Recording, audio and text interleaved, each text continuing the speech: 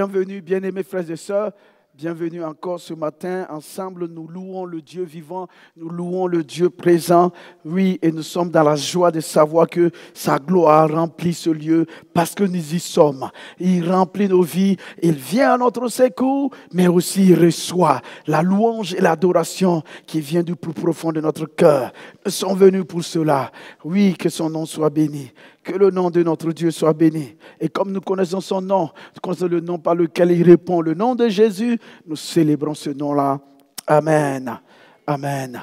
Je suis content de vous revoir, de voir, en tout cas, de vous voir, même si je vois qu'il y a pas mal d'absence, mais je suis content de savoir que nous sommes ensemble. Nous sommes ensemble. Je vous remercie encore, moi et ma famille, la grande famille Wena, en tout cas pour tout votre soutien qui continue encore de nous parvenir. Vraiment, nous voulons vous dire merci. Nous voulons vous dire merci. Voyons, nous avons vu la main de Dieu dans cette épreuve-là et nous voyons encore le Seigneur qui vraiment porte ses enfants et il nous rappelle au travers de cette épreuve qu'il ne faut jamais, jamais se décourager quand nous prions pour le salut des gens. Même si nous ne le voyons pas, mais il faut continuer, il faut persévérer et y croire. Parce que Dieu est fidèle, parce qu'il aime les personnes pour lesquelles nous prions. Un. De deux, il a même aussi compassion de nous. Je disais à un de mes meilleurs amis, il s'appelle Badiel Yves, il est en Afrique. Depuis le lycée, on était ensemble. Et je disais, mais tu vois que Dieu même, depuis le lycée, on prie pour mes parents. Et puis surtout, même si ce n'est même pas le fait qu'on prie pour eux, mais le fait qu'on s'est engagé depuis le lycée, depuis ma conversion, à gagner des âmes, à les aider à grandir. Ça allait être très difficile à vivre si les deux personnes qui m'ont marqué, mais mon oncle et mon père, ils mouraient sans connaître Christ. Mais l'ennemi, il allait trop me rabattre ça. Je ne sais pas comment j'allais pouvoir ce poids-là. Et Dieu, à la dernière minute, il les sauve. Mais c'est pas que, mais vraiment même, c'est pour me dire, ne te décourage pas. Au contraire, il faut courir. Parce que tant que c'est possible, quand la personne, là, même si ses deux pieds sont déjà dans l'enfer et que tu peux attraper ses cheveux pour le ramener, mon ami, il faut le faire. Parce que quelqu'un à l'enfer, là, c'est une vraie perte. Parce que Dieu a payé pour qu'il n'aille pas là-bas. Dieu a payé. Dieu a payé pour que le plus mauvais là, des hommes n'aille pas là-bas. Et il dit que si nous nous accordons à lui pour intercéder, ça se fera. Seulement de lui faire confiance. Le temps lui appartient. Mais nous devons nous engager et être convaincus. Parce qu'il est avec nous. Vous savez, dans ces moments difficiles, le psaume 91 je l'ai relu, mais dans un autre regard. Il dit, celui qui se tient à l'abri, il est l'ombre du Tout-Puissant. Quand l'ombre est là, c'est que la personne n'est pas loin. Quand son ombre il te couvre, c'est que lui-même il est là. Amen. Donc vraiment, soyons réconfortés. Sachons que Dieu est réel. Et il nous a donné une arme puissante, le nom de Jésus, pour faire bouger les situations. Donc à nous de croire. À nous de croire. Tu es fatigué, tu es malade, tu peux parler, tu es danger. Tu es danger. Tu es danger pour le royaume des ténèbres. Tu peux être couché, tu dis aïe, aïe. Mais Seigneur, interviens pour mon fils qui est aux États-Unis. Interviens dans sa vie. Interviens, change les situations. Et tu te déportes par la prière aux États-Unis. Alléluia. Et tu règles des problèmes dans sa vie. Seigneur, le frère de l'église là, ce frère-là, il est vraiment engagé. Son entreprise, je vois que son entreprise ne décolle pas. Seigneur, il faut que son entreprise décolle. Faites décoller l'entreprise. Faites décoller l'entreprise. Donne-lui de la sagesse, Seigneur. Interviens, donne-lui des hommes honnêtes, des hommes de qualité, des hommes fidèles. Seigneur, des hommes qui sont compétents. Donne-lui ces hommes-là. Et écarte de son entreprise des hommes bizarres là. Oui, oui, Seigneur, il faut les écarter. Et pendant que tu pries comme ça, tu te déportes. Le Seigneur t'amène dans l'entreprise. Toi, non, tu ne connais pas comptabilité, mais c'est toi qui es en train de régler ça, régler les problèmes. Tu n'as pas fait ressources humaines, mais c'est toi qui es en train de positionner. Tu dis, Seigneur, enlève tous les gens bizarres, là. Celui-là qui était bizarre, donc le Seigneur l'enlève. Seigneur, positionne les gens qui sont pleins de sagesse. Alléluia! La grâce nous a été donnée. La faveur nous a été donnée. Dieu nous appelle collaborateurs. Et c'est ce que nous allons voir ce matin. Le service, servir Dieu. Le service dans l'église locale. Quand nous servons, le Seigneur nous appelle ses collaborateurs. C'est-à-dire qu'il collabore avec nous. Il travaille avec nous. Amen. Amen. Donc vraiment, soyons encouragés ce matin. Je bénis le Seigneur qui est ma force et qui est mon soutien. Amen. En tout cas, à cause de ça, je ne manquerai de rien. Amen, amen, amen, amen. Donc, je disais que ce matin, j'avais oublié un peu le RMC. C'est bon, vous avez pu RMC? C'est bon, vous êtes prêts? Je les avais oubliés. Donc, nous allons parler du service dans l'église. Nous allons parler du service dans l'église. Pourquoi je précise dans l'église? Nous allons voir tout à l'heure que c'est vraiment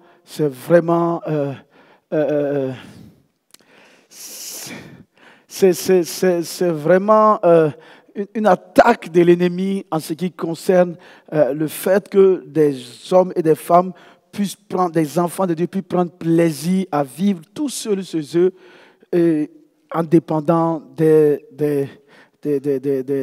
indépendants de tout ce qui est aujourd'hui encore encouragé, l'église virtuelle. Vraiment, je vous assure, le thème que nous allons aborder montre clairement que l'église a une existence.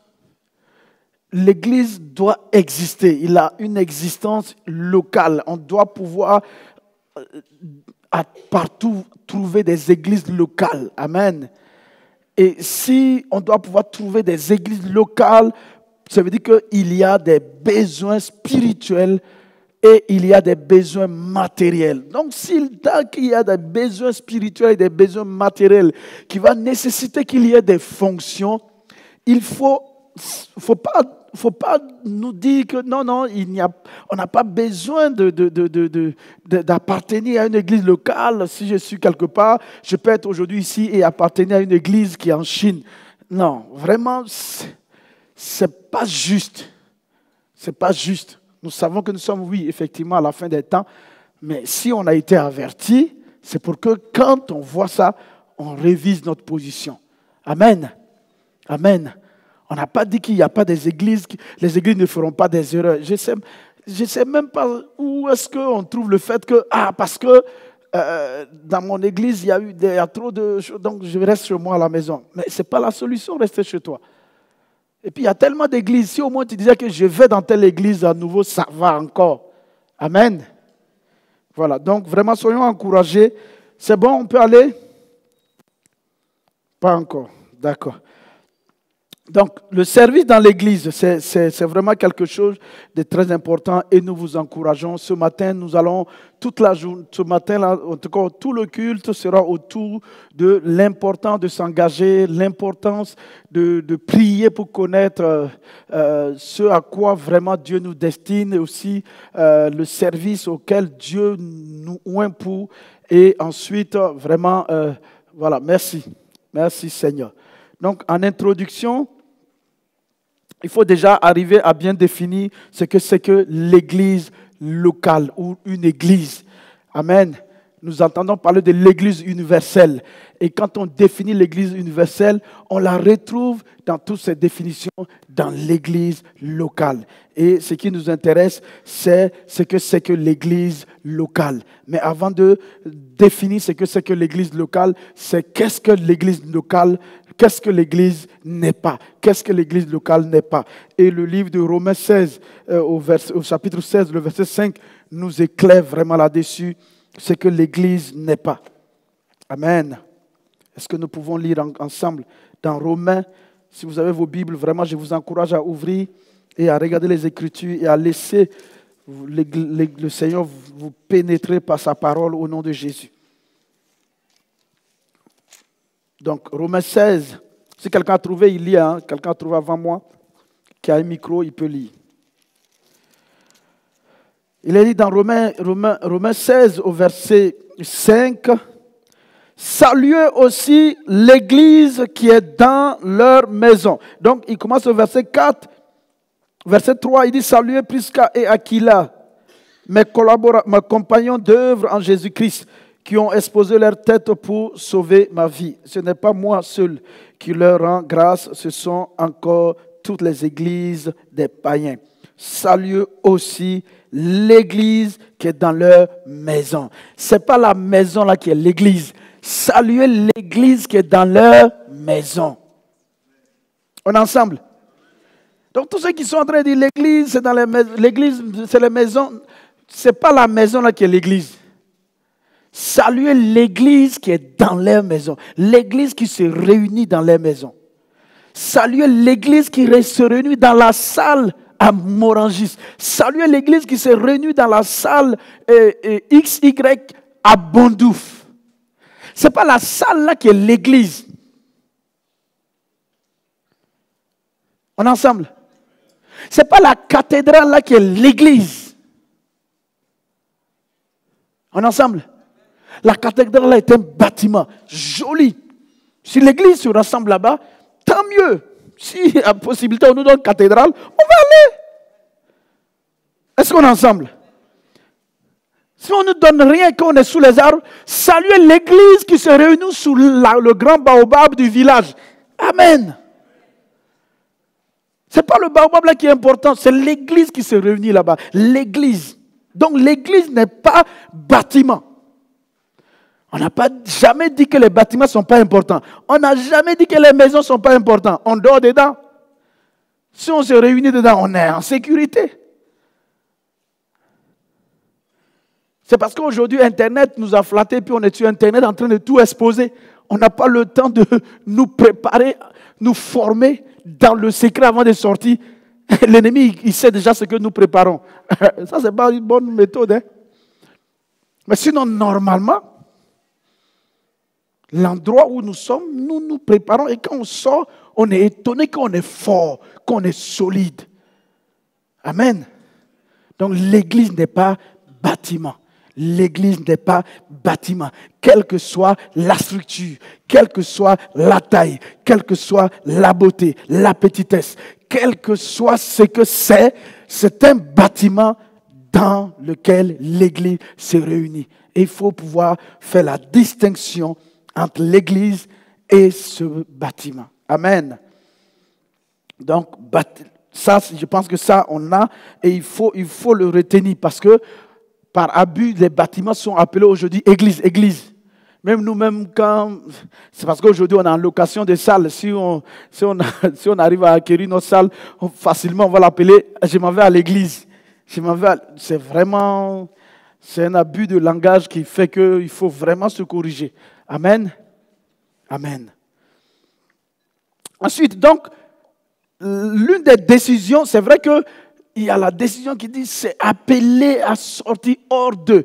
Mais la décision, la définition qui me parle, c'est le fait que c'est un ensemble organisé.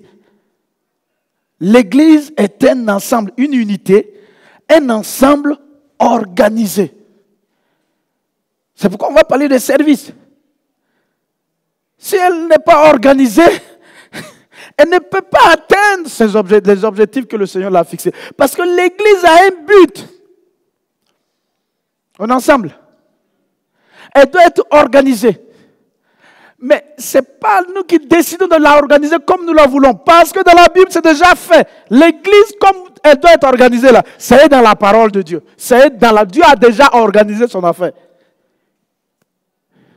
Maintenant, si moi je veux organiser l'Église, Parce que Dieu m'a donné une fonction et je vais l'organiser à ma façon. Ça veut dire que j'ai fait quoi? J'ai fait un ordre à Dieu, à Jésus-Christ. On est ensemble? Parce que moi, je l'organise pour qu'elle réponde les critères dont moi je veux. Je veux que quand il a dit tout le monde lève les pieds gauche, tout le monde lève le pied gauche.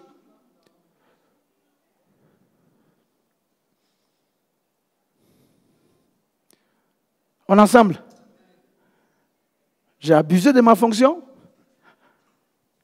et je suis en train d'enlever les gens de l'Église, de la personne de Jésus-Christ, parce que nous allons voir que l'Église, c'est vrai, elle est une unité, un ensemble organisé, elle a une tête et elle a un corps.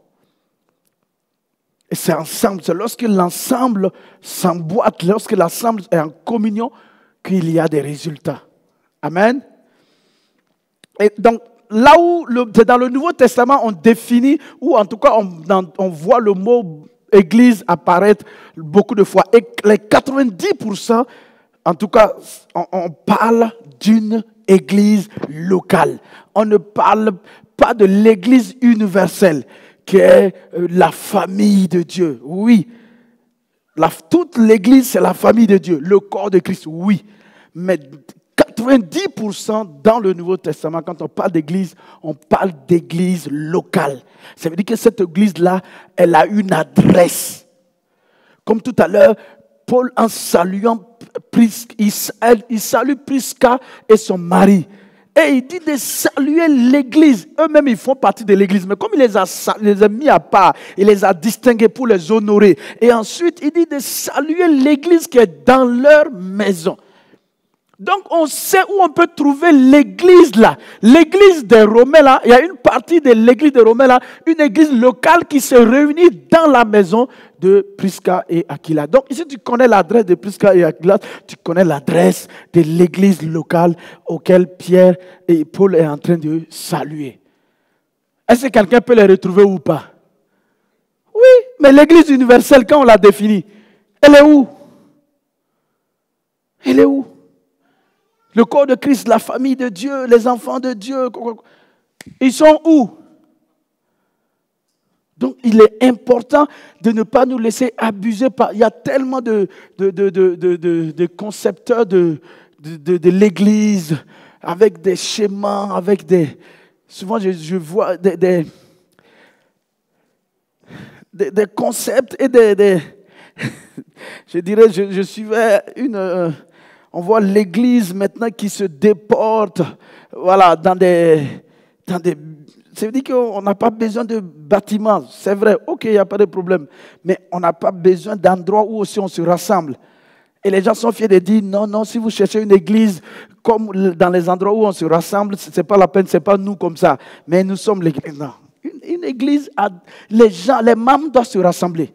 Et les membres doivent se connaître. Les membres de l'église, là, ils doivent se connaître. Nous allons voir tout à l'heure. Il dit de vous soutenir les uns les autres. Comment vous ne vous connaissez pas, vous allez vous soutenir comment? Il dit de vous aimer les uns les autres. Il dit servez-vous les uns les autres. Si vous vous aimez, la preuve que vous vous aimez, c'est que vous vous servez les uns les autres. Donc, c'est tout ça là, on ne pratique pas et on ne voit pas les résultats. Tu dis que tu m'aimes. Qu'est-ce qui prouve que tu m'aimes? C'est quand tu vas me servir. Qu'est-ce qui prouve que je t'aime? C'est quand je te sers. Pas seulement à l'église. Cette semaine, je suis allé déposer mon enfant pour faire au conservatoire. Je vais démarrer ma voiture, batterie ne démarre pas.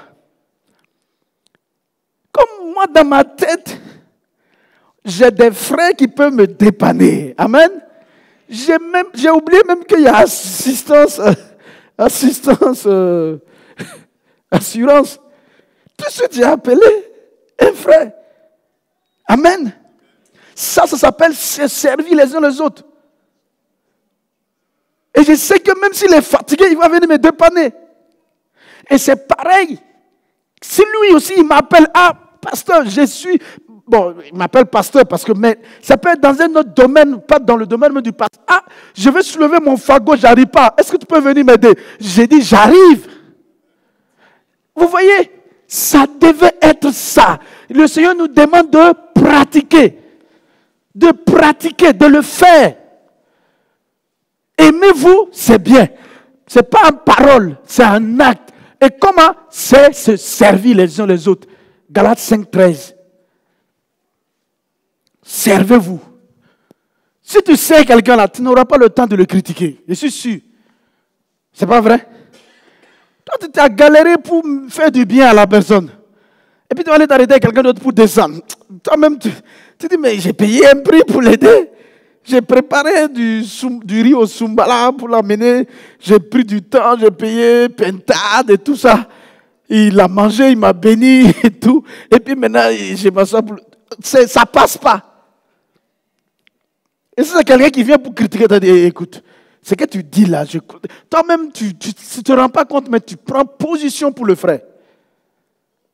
Amen. Donc, le Seigneur nous dit d'être convaincus qu'il parle, quand il parle d'église, il parle d'église locale. Et donc, l'église locale. Ensuite, nous voyons que, dans la définition en tant qu'église, c'est que quand on est sauvé, c'est clair qu'on est d'abord sauvé, c'est vrai, mais c'est pour un but, pour servir Dieu. Laissons d'abord le fait de servir les hommes. On sert Dieu en servant les hommes. C'est d'abord sauvé pour servir Dieu. Ça, est-ce qu'on est convaincu? On est tous convaincus de ça. L'un des passages que j'aime beaucoup, c'est Luc. Dans Luc 1, quand le père de Jean-Baptiste prophétise en parlant du grand libérateur, du puissant libérateur que Dieu nous suscite, que Dieu suscite à l'humanité. Il dit que c'est un puissant libérateur qui nous délivre de la main de nos ennemis.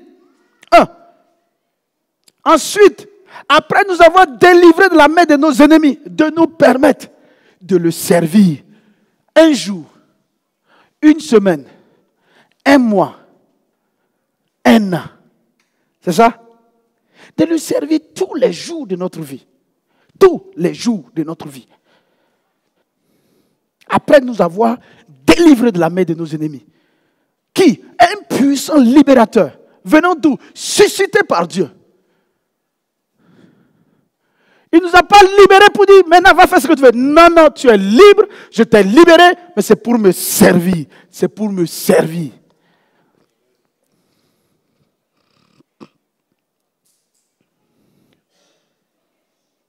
On est ensemble. On est ensemble. Ephésiens 2:10 nous dit ceci, c'est un passage que nous connaissons. On peut dire, mais je ne sais pas. Il dit non, lui il a préparé des bonnes œuvres. Il a préparé des bonnes œuvres pour chacun de nous. En nous sauvant, il a préparé des bonnes œuvres que lui-même a réservées afin que nous puissions les pratiquer. Donc, il y a des bonnes œuvres pour chacun de nous quand Dieu nous a sauvés pour que nous puissions le servir. Sinon, nous allons on va prendre une route qui n'est pas bonne. Un christianisme où on est sauvé et puis maintenant on est là tous les jours. Maintenant, Seigneur, donne-moi ça, donne-moi les bonbons, donne-moi les chocolats, donne-moi les choucroutes, donne-moi ceci. Et quand tu as ça, tu viens dire au gars, alors mon Dieu il est bon, il est fort, regardez, il a goudronné jusqu'à devant ma porte. Dieu dit oui, ça c'est pour que tu puisses me servir. On est ensemble. Mais non. Dieu, maintenant j'ai eu le goudron. Maintenant je veux la voiture que j'ai là. Non, elle n'est pas adaptée. Il faut la voiture qui en fonction de la qualité du goudron. Non. On ne sera jamais satisfait. Et 1 Thessaloniciens 1:9, nous voyons là-bas effectivement qu'il faut non seulement on est sauvé pour servir et que les bonnes œuvres sont préparées pour nous, mais là où c'est important, c'est qu'il faut devenir membre d'une église. Pour servir Dieu, il faut être membre d'une église locale. 1 Thessaloniciens nous le montre. Et toutes ces lettres que nous aimons lire, 1 Thessaloniciens, c'est l'église de Thessalonique. Colossiens, c'est l'église de Colosse. Galates, il dit aux églises de Galatie. Rome, c'est l'église de Rome ou aux églises de Rome. Jérusalem, l'église de Jérusalem. Même si maintenant dans l'église de Jérusalem, il y a plusieurs elles se réunissent dans plusieurs maisons. Mais on s'adresse à l'église de Jérusalem. Et quand le premier responsable de l'église de Jérusalem, quand il prend la lettre qui s'adresse à l'église de Jérusalem, va faire en sorte que toutes les maisons dans lesquelles l'église de Jérusalem se réunit en petits groupes, chacun puisse être informé de ce que la note s'adresse à eux, à l'église de Jérusalem. C'est pourquoi dans l'Apocalypse, on voit Jésus dire, écris à l'ange, écris au messager, écris au responsable, à l'autorité de l'église de Philadelphie. Ok. Donc, Jésus a un problème avec le pasteur de Philadelphie. Bon, pasteur de Philadelphie, écoute. Non, on voit que non, il s'adresse aux membres, il s'adresse à toute l'église. Mais la lettre a été écrite. Vous voulez qu'on lise? Ce n'était pas dans mes notes, hein? Mais il écrit à l'église de Laodicée. Si ce n'est pas une église locale, dites-moi. Si on peut adresser, c'est qu'il y a une adresse.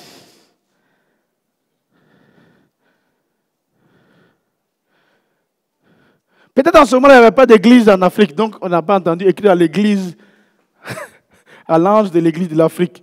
Peut-être qu'il n'y avait pas d'église en Inde, donc on n'a pas vu écrire. Mais les églises qui étaient là et qui y avait des problèmes, il a dit écrit. Donc c'est des églises locales, on peut les identifier clairement. Je ne peux pas dire que j'ai une église et je suis chrétien et j'ai pas d'assemblée et je ne suis pas membre d'une église locale. Et comment maintenant on devient membre d'une église locale? Aidez-moi.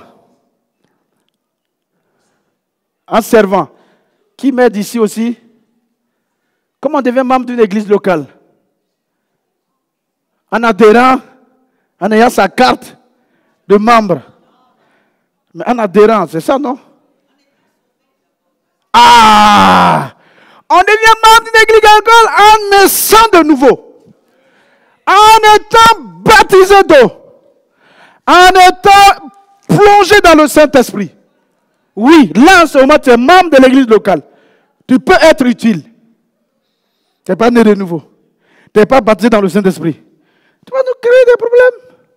Tu veux bien faire, mais tu vas nous créer des problèmes. C'est par le Saint-Esprit, on sait. Tchè! Toi, tu es qui? T'as me dit quoi? Moi, il a ramassé les micros et il mettre ici. Oh, tu ne sais pas que moi, je suis chef de 100 personnes. Mon équipe qui travaille sous moi, là, c'est 100 personnes au service. Oui, mais ici, là, c'est l'église. Ici, là, on ne paye pas quelqu'un. Peut-être c'est le pasteur seul qu'on paye là-bas. Mais ici, là, nous tous là, on sert Dieu. C'est Dieu qui nous paye. Si ce n'est pas rempli du Saint-Esprit, humilité, il ne connaît pas. Connaît pas. Il y a des gens, ils sont capitaines. Donc, imagine ceux qui commandent là-bas. Et il vient à l'église. C'est quelqu'un qui n'a même pas fait l'école, qui n'a pas CP. Et qui est responsable d'intercession. Oh. Non, frère, on ne prie pas comme ça. Hein. Et puis, il ne faut pas imposer les mains. Tu n'as pas le droit. Il a dit, mais ça sera quoi? C'est moi qui commande les gens, c'est pas toi qui dois. Est-ce que vous voyez? J'essaie de paraphraser, mais c'est pour qu'on puisse voir que effectivement, si ce n'est pas par la grâce de Dieu, humainement, ce n'est pas facile. Et souvent même tu as raison. Et le pasteur te dit, non, ça je ne veux pas. Je ne veux pas ça ici. Mais pasteur, si on fait ça, c'est bon. Non. Ok, moi je m'en vais. Dans cette église-là, on ne veut pas qu'on fasse quelque chose. On me chasse. Bon. Merci. Expérience comme ça. C'est tout à fait normal que ça voilà. Mais si c'est l'église, si tu es baptisé dans le Saint-Esprit, tu es né de nouveau baptisé dans le Saint-Esprit, et tu es conduit dans le Saint-Esprit, et qu'on est caractérisé par l'humilité, et ça va nous aider. Ça va nous aider. Quelqu'un qui est humble, ça veut dire que c'est quelqu'un qui n'a pas de valeur, quelqu'un qui n'a pas de dignité, quelqu'un qui a dépouillé ce qui fait sa valeur. Hey, Jésus là, la Bible nous dit qu'il était en forme de Dieu. Mais pour nous sauver là, il fallait qu'il devienne humble en faisant quoi? En se dépouillant de ce qui fait sa valeur. Pour devenir quoi? Un homme simple, pour marcher dans l'humilité. Et là, oui, il a pu servir. Et il nous appelle à suivre. C'est pas moi qui le dis, frère. C'est pas facile, hein? C'est pas facile. Moi, je peux le prêcher parce que j'ai un bagage derrière moi où j'ai eu à recevoir des ordres, à courir. Ou même on ne m'a même pas donné ordre et puis je cours. Le service.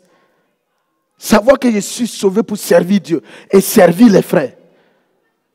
Tu n'attends pas qu'on te demande de servir. Tu n'attends pas. Jusqu'à ce que le Seigneur te dise clairement, c'est ici que tu dois servir, mon ami. Au moment où le Seigneur te dit, je veux que tu serves ici, là. Dans toutes les possibilités de servir dans l'église, là, tu l'as fait. Tu l'as fait. Moi, je n'étais pas reconnu comme évangéliste. Je n'étais pas reconnu comme... Et un jour, on présente un frère de l'église. Sa femme est malade, elle a un cancer, ils sont partis au Maroc, ils n'ont pas réussi, ils sont revenus, et donc ils ont ramené la femme pour qu'elle meure. Et puis on présente ça à l'église locale. Et puis moi, il s'est assis. Mais il était un simple chrétien assis. Il dit non. Elle a qu'à recevoir à la maison pour mourir. Je m'attendais à ce que, c'est dans une grande église, j'étais dans une grande église, je m'attendais à ce que l'église réagisse autrement. Et rien. Bon. À la fin, je suis allé voir le frère. Il a dit, tu habites où? Il m'a dit là où il habite. Il a dit, ok, je vais passer. Il s'est passé. J'ai dit, ça peut pas. On va amener quelqu'un, enfant de Jésus, il va venir s'asseoir comme ça, mourir. Il dit, non, moi je vais venir prier avec toi. Même si tu ne peux pas prier, moi je vais venir prier. Lui-même m'a regardé comme ça. Et puis il dit, ok, on a planifié. J'ai dit, je travaille, hein. Dès demain, quand il quitte au travail, je viens. Je me lave et tout. Et puis je viens, je suis fatigué. Et lui, on prie, sa femme est là couchée, lui et moi, on est à genoux, on prie, on pleure. J'ai dit, demain, je reviens encore. Après le travail, je me lave, tout, je viens encore. On prie, on jeûne, on pleure.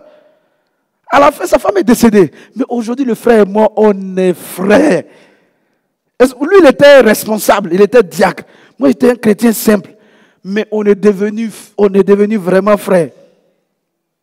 On n'a pas eu d'autres, on ne s'est pas croisé, manger quelque chose ou bien c'est parce que, bon, lui, il a fêté ses 1 million, moi j'ai fêté mes 1 million et puis maintenant, non.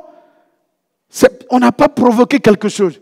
Mais on est devenu, parce que j'ai vu qu'il était dans une situation. Et que moi, je sais que Dieu nous exhorte, Dieu nous dit de demander, Dieu nous dit de nous soutenir les uns les autres. Et je suis allé crier à Dieu avec lui, dans une situation. Et plus tard, chaque fois, il explique ça à ses enfants. Est-ce que vous voyez? Donc, on est sauvés pour servir Dieu. On est sauvés pour se servir les uns les autres. Amen. Amen. C'est parce que je ne peux pas dire son nom. Sinon, on est devenu amis même. Chaque fois quand je voyage comme ça, là, il y a des choses qu'il aime. Quand j'ai compris qu'il aimait ça, je paye. C'est rien. C'est des petits trucs qui ne coûtent rien. Mais quand je paye, je viens, il est content. Et puis voilà. Lui aussi, il y a des choses, il voit que j'aime, il donne.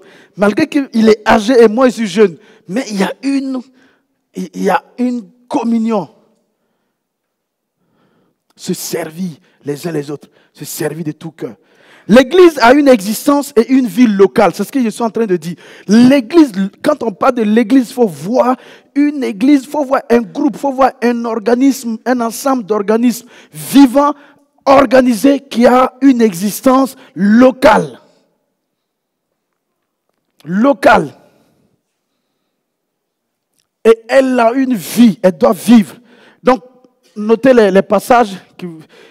1 Corinthiens 1, 2. Je vais les lire parce que j'avais préparé ça.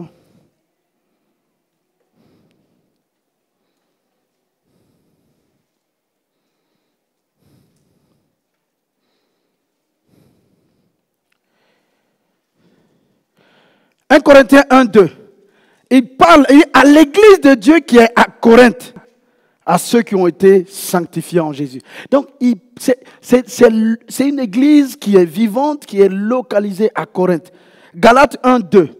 aux églises de la Galatie.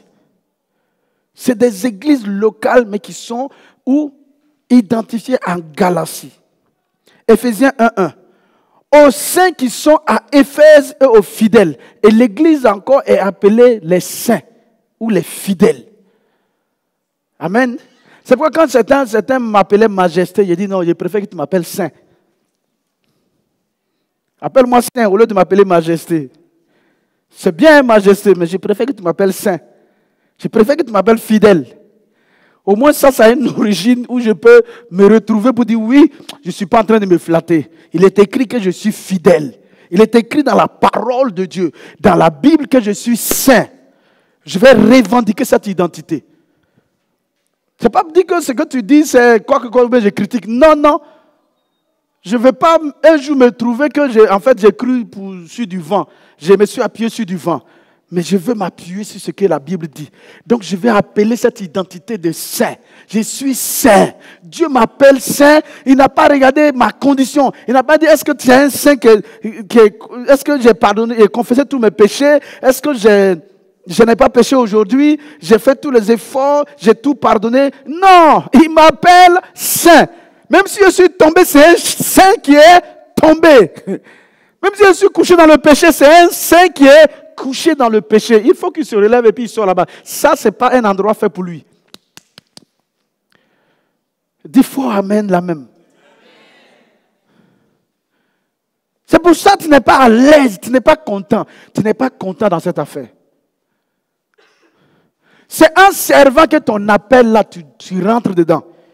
Tu sais, c'est toi-même, tu sers à gauche, à droite, et puis à un moment, boum, tu es dans l'affaire. Tu sais, hey, Jésus, où là? C'est ça que Dieu t'a appelé à faire. Tu dois apprendre à faire. Non, il t'a déjà appris à faire depuis. Ah. Je donne un autre exemple. Une autre situation. En ce moment, je venais d'être consacré évangéliste. Et je vois le pasteur d'une grande église locale qui est vraiment découragé. J'ai dit, mais pasteur, qu'est-ce qu'il y a? Il dit, vraiment, j'ai un problème. Je dois rencontrer une famille là, mais peut-être je vais déjà donner cette histoire. Mais je peux pas, je ne veux pas les rencontrer. Je ne veux pas, parce que la situation là est trop... Je dis, c'est quoi? Ah, mais c'est un père qui a enceinté sa fille, et puis... la mère a fait avorter, je dois les rencontrer. Vraiment, je ne peux pas. Non, il faut que je trouve le moyen de ne pas... J'ai dit, bon, pasteur, moi, je vais les rencontrer. Si tu veux, il dit, si tu vas les rencontrer, c'est bien. Donc, il s'est débarrassé. Moi, j'ai pris le problème. Je vais régler ça comment? Je ne sais pas. Est-ce que vous voyez? À force de vouloir, non, cette situation, il faut qu'on les aide. Moi, je suis étonné que toi, un grand pasteur comme ça, mais c'est les personnes les plus qui sont dans le besoin. Tu devais même tout arrêter, même pas les attendre un rendez-vous dans ton bureau. Tu dois aller les trouver chez eux. Le père est venu avec sa fille, avec son enfant, avec sa femme. Je vais les aider, je ne sais même pas par où commencer. Le papa dit, c'est la fille dit, la femme dit. Premier jour, on n'a pas trouvé de solution. J'ai dit, bon, on s'est redonné un autre rendez-vous. Ils sont revenus. Deuxième fois, on n'a pas pu trouver de solution. J'ai dit, ça a chauffé. Troisième rendez-vous. Quand ils sont arrivés cette fois-ci, j'ai dit, voilà, Dieu m'a donné la sagesse. On ne va pas tous les trois en train de parler, boum, bim, bim. Je parle avec un chacun. Je prends le père seul, les autres sont assis dehors. On parle. Et puis brusquement, il se met à genoux. D'abord, avant ça, il me dit, toi, tu vaux l'âge de mon fils. J'ai dit, ben, ça ne veut rien dire. Dans mon cœur, quoi, mais ça, ce n'est pas un problème. Il dit, quand j'étais comme toi, je courais, je servais Dieu. Et là, ça m'a parlé. Donc, un jour, moi aussi, c'est possible que je me retrouve dans une situation comme ça. Et j'aurais voulu que quelqu'un m'aide. Donc, c'est devenu sérieux. J'ai compris que donc, dans mon affaire, là, c'est Dieu même qui est avec moi. Et aujourd'hui, c'est toi qui viens à mon aide, à mon secours, qui cherche à nous aider. Ça fait la troisième fois. Et il a craqué, il s'est mis à genoux, il s'est mis à pleurer. Moi, il me passe à quel moment, moi aussi j'étais à genoux avec lui. On pleurait, on a pleuré ensemble. Il dit vraiment, lui, c'est pas qu'est-ce qui lui est arrivé. Moi, il a dit non, on ne sait même pas où c'est venu. Mais ce n'est pas un problème, Dieu il pardonne. Après, j'ai pris la maman. Elle aussi était convaincue de péché. La fille était convaincue de péché. Et puis, comme ça, je les ai accompagnés. J'ai dit non, je vais aller connaître chez vous. Je suis allé connaître chez eux. Et maintenant, j'ai commencé à les rendre visite à la maison. Donc quand je partais avec mes peu de mon salaire, là, à la fin, quand j'ai quitté le travail, mon travail pour servir le Seigneur, j'avais rien dans mon compte. Hein, parce que mon salaire, là, ça passait pour autre chose. Je n'ai pas payé viande. Et puis je viens. J'arrive, je dis, hey, où est la famille bénie? J'ai amené de la viande. La maman là, faisait de la tiéké, des akoumés, des nourritures un peu togolais dans une autre région d'Afrique là. Donc j'ai dit, je suis venu, hey, maman, aujourd'hui là, je paye ton akoumé là et puis ton akassa là. On va manger. J'ai amené viande de porc au four. Allez, tout le monde. Et puis on lave la main, le papa, la maman, on mange. Et puis je prie en langue, on mange. Moi je mange, mais mon ami vient là, ça passe pas. Hein. En fait, c'est stratégie. Au fur et à mesure. Et j'ai vu le Père, un jour j'étais assis. Et quand c'est comme ça, Dieu te fait les clins d'œil. Je suis assis et puis je vois le Père qui rentre avec sa Bible sur sa poitrine. Et il s'assoit derrière. J'ai dit, gloire à Dieu, gloire à Dieu, gloire à Dieu. Un autre jour, je le vois au milieu. Avec sa Bible toujours sur sa poitrine. J'ai dit, gloire à Dieu, gloire à Dieu. Un jour, je le vois devant même en train de taper les mains. J'ai dit, alléluia, alléluia. Amen. Mais si tu es là, tu es convaincu que toi tu es chrétien et que tu dois servir les uns les autres. Donc toi tu guettes seulement, tu guettes pour voir qu'est-ce qu'ils ont comme difficulté pour les aider. À un moment, je suis à l'accueil. Et il y a idée à l'accueil, c'est la sécurité, mais c'est une partie de l'accueil. On est dehors. Il pleut haut, vent haut. Nous on est dehors. Les gens arrivent, on prend les motos, on pousse, on va poser pour qu'ils aillent faire le culte. On a une église de plus de 3000 personnes. La plupart viennent en moto. Tu prends sa moto, même il t'insulte ajouté. Il te dit où tu dois garer sa moto. Tu dis non, il faut qu'on gare ici. Il dit hey, je t'ai dit de garer ma moto ici. Surtout, il y a souvent des jeunes filles qu'on a rencontrées. Hey, je t'ai dit, je veux que ma moto là, tu la gares ici. Je me rappelle une fois, je lui ai dit, ma soeur, si je gare la moto ici, quelqu'un va venir la déplacer. Et il y a tellement de motos, tu vas sortir, tu vas chercher, tu ne seras pas content, ton culte sera gâté. Donc viens, suis-moi, je vais te garer dans un endroit bien. Moi, je m'en vais faire le culte. Hein. Si je sors et puis je ne trouve pas ça là où ça devait être garé, là, tu vas comprendre. Et puis elle est partie. C'est pourquoi les gens disent que tu n'as pas besoin d'onction pour faire accueil. Il n'y a pas besoin d'onction ici, là. Tu n'as pas besoin d'onction. Tu as besoin d'être loin. Tu as besoin d'être rempli d'amour, d'être rempli de sagesse. Un frère, Marcel, il est actuellement aux États-Unis. Lui, une seule lui a parlé, quoi. Marcel s'est arrêté comme ça. Et puis ses larmes coulaient. Et puis elle est rentrée, elle allait faire le culte. Ah, elle n'a pas pu. Elle est ressortie au bout de 30 minutes. Elle est venue, elle dit, ah mon frère, tout à l'heure je t'ai parlé. Bon, le frère a dit, oh, ma soeur, faut partir. C'est Dieu qui t'a donné ce privilège-là de me parler comme ça. Sinon, donc, on rentre dans d'autres domaines maintenant du service. On ne peut pas servir sans avoir d'abord être sûr qu'on est serviteur. Et c'est pourquoi je parle d'humilité. Si tu n'es pas d'abord serviteur, tu n'es pas humble d'abord, et tu commences à... Non, ça va être difficile. Ça va être difficile. Celui-là même que tu penses tu dis que c'est le vrai chrétien là. Celui tous les dimanches qui est dans l'église, qui est devant là. Quand le pasteur dit Alléluia, c'est le premier à courir, a dit chantons, dansons, Dieu est ici là. C'est lui, il va te parler. tu seras découragé. Tu dis, mais c'est eux qui sont devant. C'est lui, on voit tout le temps. Mon ami, tu as besoin de d'abord communier avec Dieu avant de servir. Tu as besoin de servir, mais tu as besoin de communion avec Dieu d'abord. Amen.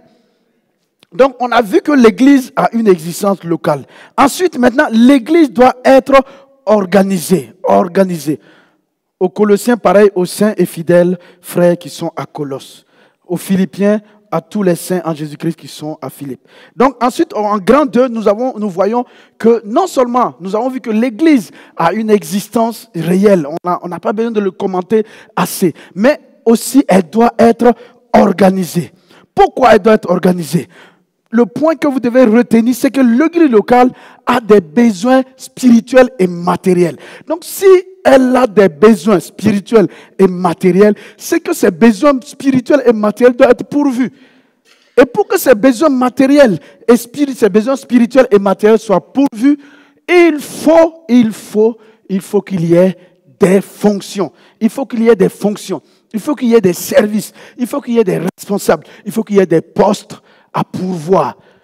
Pour que les besoins de l'église locale, les besoins spirituels et matériels de l'église locale soient satisfaits.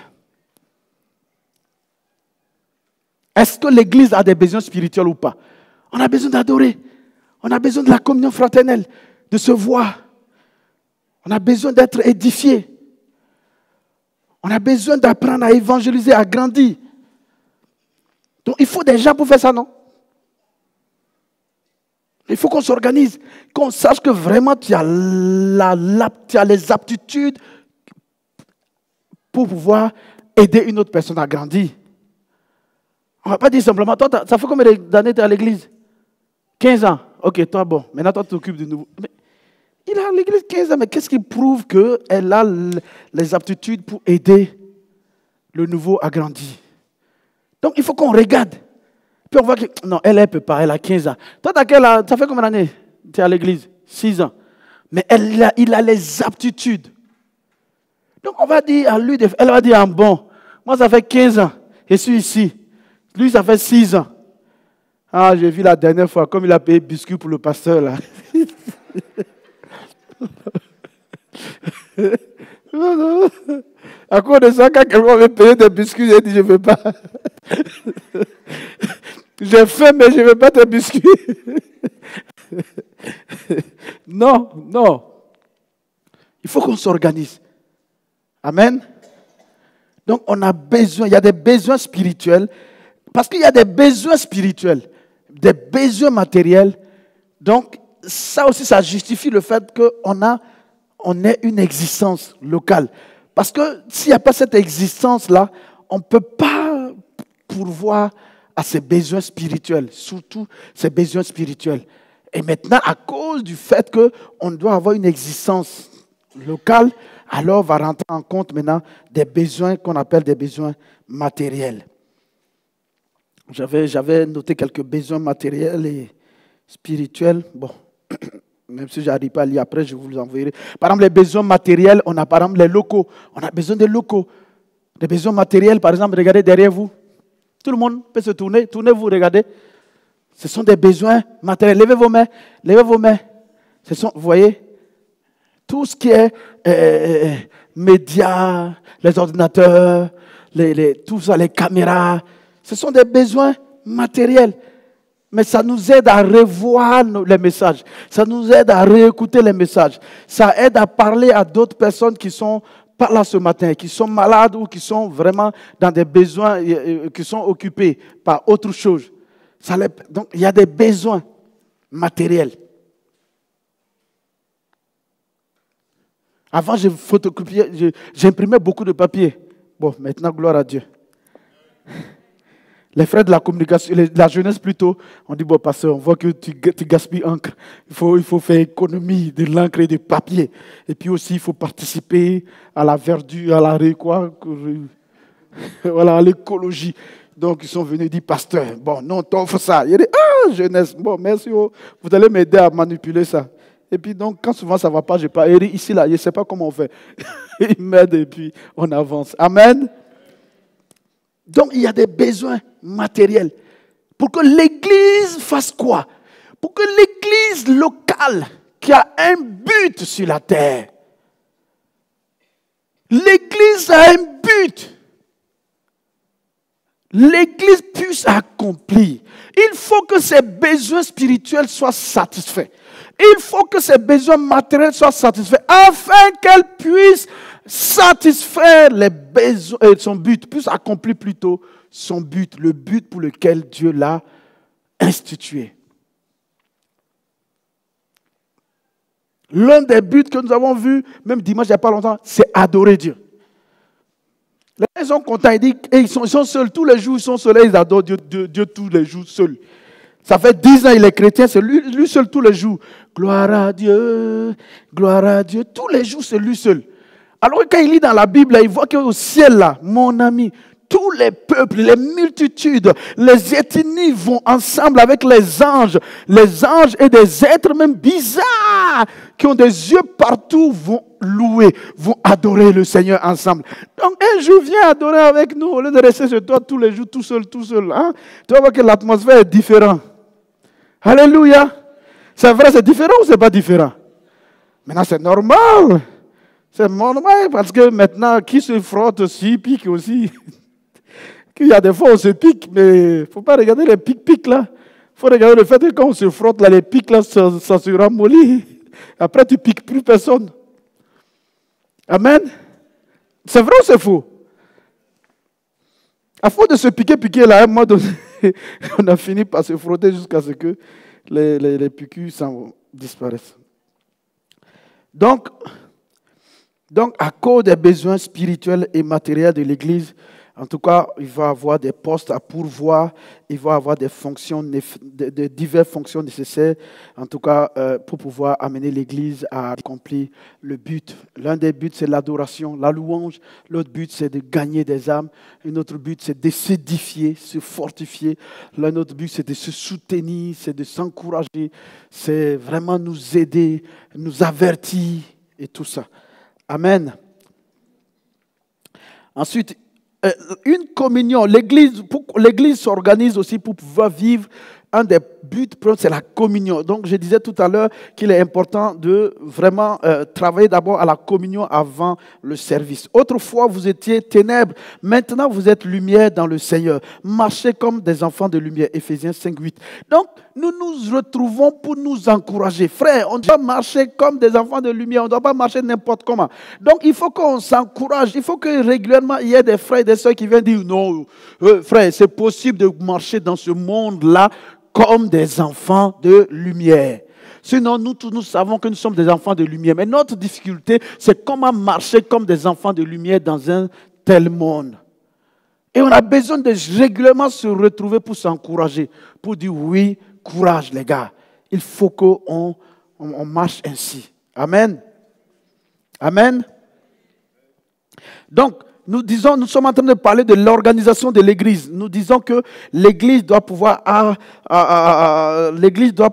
en tout cas, accomplir son but. Et pour accomplir ce but-là, il y a des besoins, les besoins spirituels et matériels d'abord à combler et ensuite afin de pouvoir vraiment atteindre ce but-là.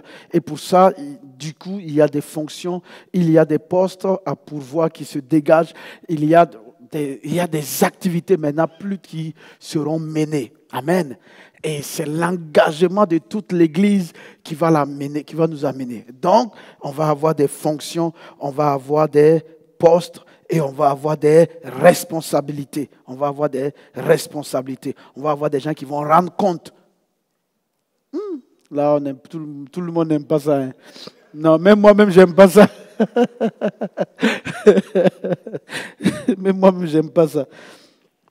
Donc je disais qu'une définition un peu plus globale au vu de tout ce que nous avons dit, puisque Jésus-Christ est la tête, le chef de l'Église. Éphésiens 5, 23, Matthieu 7, 17, 18 plutôt. Il dit, je bâtirai mon Église et les portes de ce jour des morts ne prévaudront point contre elle.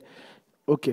Donc, à partir de ce moment-là, nous pouvons croire que nous ne sommes pas seuls dans cette construction, dans cette édification, dans ces besoins spirituels-là. Jésus lui-même est avec nous. Ensuite, nous voyons que donc c'est un organisme, mais aussi une organisation. Donc, au vu de tout ce que nous avons dit, elle doit être organisée pour atteindre ce but-là. Un autre point, c'est que l'Église, il y a un ordre dans l'Église. Dans la Bible, c'est mis que l'Église, il y a un ordre. L'Église est ordonnée. Elle devrait être ordonnée. Pourquoi? Parce que Dieu aime l'ordre. Dis avec moi, Dieu aime l'ordre. Dieu lui-même là, Créateur des cieux et de la terre, là, il aime l'ordre. Dis à ton frère, Dieu aime l'ordre. Amen. Il a dit dans 1 Corinthiens 14, verset 40, mais que tout se fasse avec bienséance et avec ordre. Ça, on parle d'une église locale qui avait des difficultés, l'église de Corinthe. Il dit non. Vous devez vous organiser de telle sorte que tout se fasse avec bienséance et avec ordre.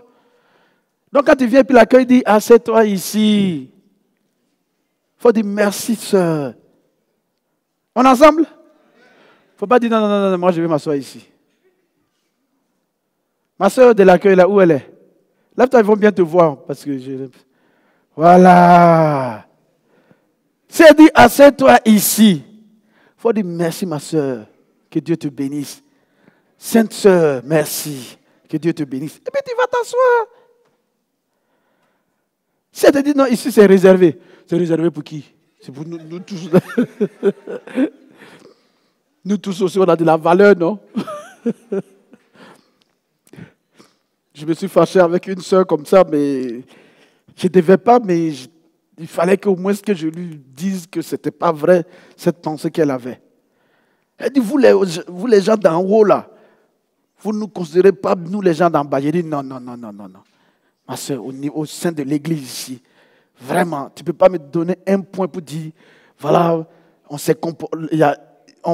identifie dans l'église là des gens d'en haut et des gens d'en bas, et que toi tu fais partie des gens d'en bas. J'ai dit, ça, c'est pas vrai. C'est pas vrai. Et bon, on ne s'est pas entendu, mais bon, malheureusement, on ne s'est pas compris. Donc, il faut savoir qu'il y a un ordre et il faut à chaque fois essayer de faire attention. Je fais attention, voilà. Elle est dans sa fonction. Je ne suis pas dans sa fonction. Moi-même, pasteur, il y a des fois, j'arrive, on me dit, non, tu ne t'assois pas ici. Bon, je ne suis pas content, mais bon, je ne m'assois pas. On est ensemble? C'est pas, elle est dans sa fonction. C'est pour qu'ensemble, on arrive. Dans l'organisation, il y a ceux qui répondent, qu'on appelle les responsables, que Dieu a donné des responsabilités et ils doivent répondre au bien-être spirituel, physique, moral de toute l'assemblée locale. Et eux, Dieu nous encourage à leur faciliter la tâche. Et je vous assure que ça là, c'est très important. Et là, c'est là où on va voir ce qu'on la Bible appelle les aides. Les ministères d'aide.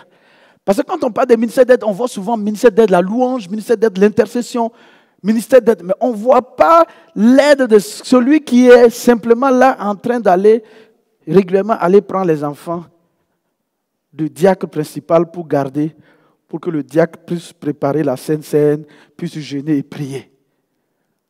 On ne voit pas ça, mais c'est cette aide-là qui est plus précieuse même. C'est ça, en fait, qu'on a laissé tomber et puis on est en train de transformer comme... on transforme ça sous forme de protocole. C'est bon d'appeler ça protocole. Mais c'est un ministère d'aide pour faire en sorte que le prédicateur, là, il ne pense pas à autre chose. Il soit concentré sur tout ce que Dieu veut faire pour le bien-être, pour permettre à l'Église de croître, à l'Église d'être édifiée, d'être fortifiée et de rentrer dans son appel. Que chacun puisse recevoir ce qu'il a besoin, la révélation qu'il a besoin pour avancer avec Dieu. Amen. Je vous assure. Par exemple, moi, je prends un exemple de nos parents spirituels. Souvent, ils viennent, ils sont invités par d'autres églises. Mais le travail que nous, on fait comme aide autour, souvent même l'assemblée, même où il est en bénédiction, là, et ils ne voient rien dedans. Et ils sont contents parce qu'ils ont l'orateur.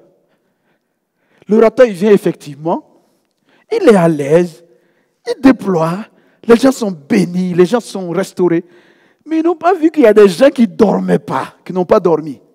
Il y a des gens qui continuent de courir pendant qu'ils ne suivent même pas l'enseignement. Qui sont en train de courir, qui courent il y a combien de jours? Il y a des gens qui sont en train de conduire, en train d'envoyer des repas. Il y a d'autres qui sont en train de préparer. Ils ont mis trop de sel dans la sauce, ils sont en train de trouver le moyen de... Parce que si le prédicateur il doit revenir le soir, non? Quand il va rentrer, il ne va pas manger. Il va mal manger. Il va avoir diarrhée. Vous, le soir, est-ce que vous allez avoir un message? Non. On est ensemble. Bon, ça fait rire, mais vous ne pensez pas que les prédicateurs, ils ont diarrhée. Ils ont aussi des diarrhées. Vous n'aurez pas de message. Donc la sœur qui s'est concentrée, en train de préparer, en train de se brûler les doigts. Aïe, aïe. Mais elle a sa récompense. Elle est en train de servir Dieu. Elle est en train de servir Dieu. Je ne parle pas de ceux qui en ont utilisé ce genre de services-là pour en faire des choses. Non, je ne parle pas de ça. Mais Dieu même parle de ça. Vous pensez que c'est Paul lui-même qui a fait la corde pour attacher le panier dans lequel on l'a mis pour qu'il s'échappe là? Même c'est lui-même qui a fabriqué la corde parce qu'il fait les tentes, donc il doit savoir faire les cordes. Si c'est Paul lui-même qui a fait la corde, lui-même il est rentré dans le panier. Il a attaché lui-même. Il a attaché à quelque chose. Il s'est lancé. Il est descendu du mur. Il s'est descendu puis là. Non, c'est des gens qui ont attaché la corde, qui l'ont mis dedans, qui l'ont aidé à s'asseoir, qui l'ont fermé, qui ont attaché la corde et qui ont fait descendre. Il y a quelqu'un qui est en bas, ou bien 2 ou 3 personnes. En tout cas, pour ne pas tirer des soupçons, ils ont reçu le panier. Ils ont pris pour que le plus grand prédicateur puisse échapper. Il fallait de l'aide. Dis à un moment, il fallait de l'aide. Donc, si tu n'es même pas responsable d'un département, ce n'est pas un problème. Sois là, l'aide pour les frères et sœurs qui sont dans le département. Frère, qu'est-ce que je peux faire pour vous? Je peux vous aider. Je peux faire quoi pour vous à l'accueil? Parce que moi, je ne suis pas là tous les dimanches, hein, donc vous ne pouvez pas compter sur moi. Mais est-ce que je peux vous aider un peu? Oui, tu viens combien de dimanches par mois? Souvent, une fois par mois. Voilà, quand tu viens une fois, on voit les croissants. Parce qu'à la fin, là, comme à l'accueil, on vient tôt. Mais à la fin, là, donc on vient tôt, là, on n'a pas le temps de déjeuner. Donc, avons-nous des croissants? Non, je dis ça pour rire, mais ça veut dire que tu peux aider quelque part. Tu peux aider quelque part. Et c'est un service divin. Il faut que j'ai dépassé mon temps.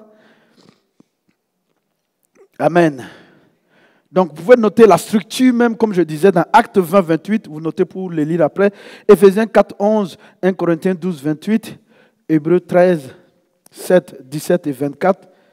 1 Timothée 3, 1 à 13. Parle de la structure.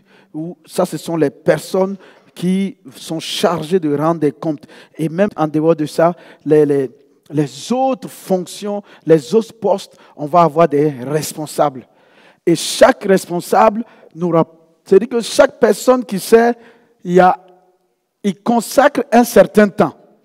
On est ensemble, non? On est d'accord? Pour le service. Et ce service-là, ce temps qu'il consacre, le temps-là varie. Ça veut dire, celui qui va on va demander plus de responsabilités, n'aura pas le même temps à consacrer que celui simplement qui est juste dans le département et qui n'est pas le responsable du département.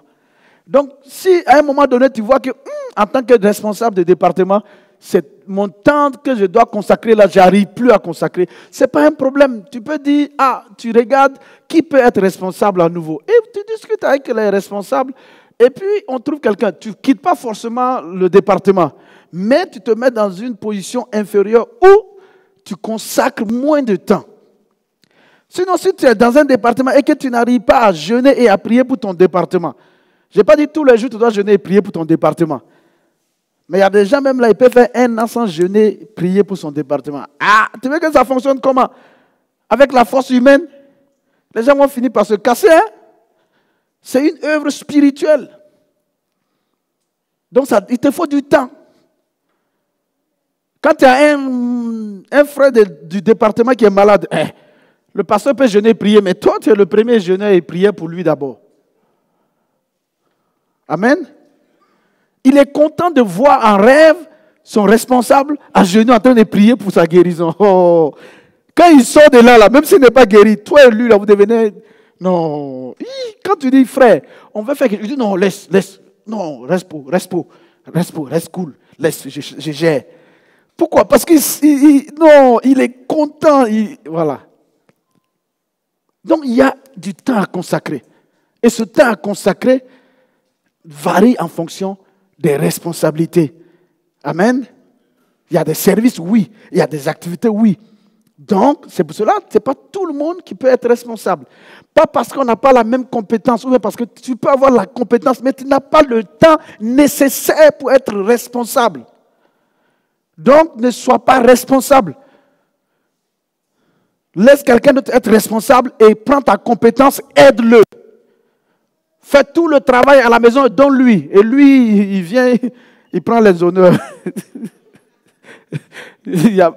C'est vrai qu'il y a des honneurs, mais les honneurs là ne sont pas... Il y a plus de travail que honneur. Donc, voilà.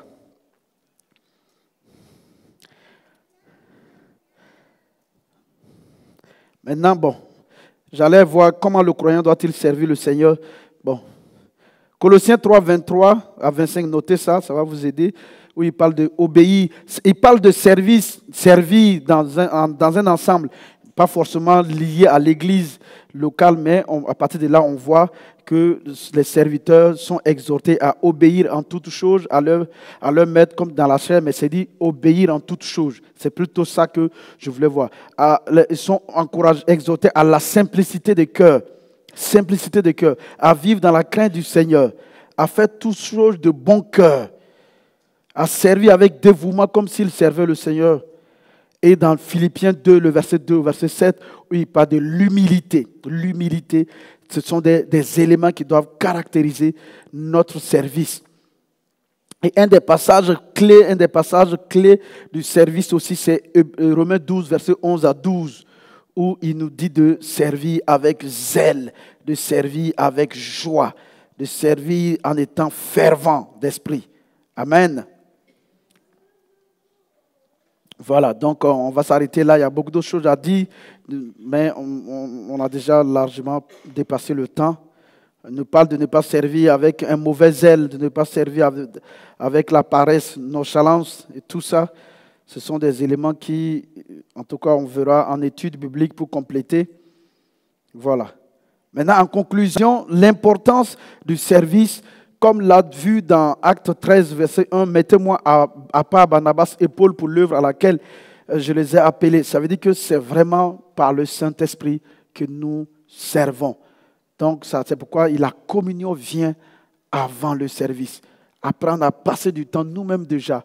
Apprendre à régulièrement prier pour être rempli du Saint-Esprit. Apprendre à être régulièrement restauré pour ne pas que le service prenne le pas, le dessus. Parce qu'à un moment donné, ça sera servi avec ses propres forces. Et ça va nous casser. Ça va nous faire fuir même le service. Ensuite, nous devons savoir pourquoi le Seigneur nous a placés dans une église locale, comme membres dans une église locale. Nous devons savoir, en tout cas, qu'est-ce qu'il attend de nous. Qu'est-ce que le Seigneur attend de nous. Quelle œuvre qu'il a préparée d'avance. Mais il ne faut pas attendre sans rien faire. Il faut attendre en faisant quelque chose. Parce qu'il y a quelque chose de spécifique. Et il y a des passages bibliques comme Romains 12, 4 à 7 et 1 Pierre 4 à 10, 1 Corinthiens 12, 7 et 1 Corinthiens 12, 29 à 30 qui parlent de vraiment le fait que le Seigneur a des choses spécifiques pour que nous soyons utiles. Aussi, il y a des récompenses. Il ne faut pas oublier que c'est parce qu'il y a des récompenses que le Seigneur nous encourage, nous exhorte au service. Donc, dans une église locale, le pasteur ou les responsables peuvent ne pas voir ce que je fais, peuvent ne pas reconnaître ce que je fais. Mais de toute façon, ce n'est pas leur reconnaissance en premier que je recherche la reconnaissance de celui qui me récompense maintenant et après, quand je serai en tout cas au-delà, dans l'au-delà. Amen. Amen. Donc, même s'il n'y avait pas autre chose et que c'était pour les récompenses que le Seigneur nous donne, que nous servons, ce serait déjà quelque chose de bien. Mais maintenant, servir tout en sachant que parce qu'il y a des besoins spirituels et matériels qui doivent être satisfaits, alors là, encore, ça doit nous amener dans un engagement. Que la grâce du Seigneur soit sur nous, qui nous donne de vraiment trouver notre place tout en servant, qui nous donne de vraiment reconnaître le service des autres, qui nous donne de vraiment encourager les autres à servir. Amen. Amen. En les encourageant de temps en temps, taper sur l'épaule du frère pour dire vraiment frère, tous les jours je te vois à l'accueil, courage. Tous les jours je te vois arrêter devant les caméras là. Vraiment, moi je ne connais rien à faire des caméras. Mais je vois tu tournes, tu es arrêté depuis le début du culte. Vraiment que le Seigneur affermisse tes genoux. Amen. Ah, la personne est contente. Amen. Amen. Et puis comme tous les jours tu le vois, il porte son pantalon est troué. Un jour tu lui dis, viens frère, on va manger quelque part. Tu vas manger. Et puis tu la mets dans le magasin de Levi's, Guin Levi's. Hey! Amen. Tu dis, frère, il faut choisir un Levi's. Il choisit. Oui, choisis. Mais tu as vu les prix là? C'est 75. Hein? Oui, prends un. Bon, mais prends le deuxième. Alléluia, tenez-vous debout, on va rendre grâce à Dieu.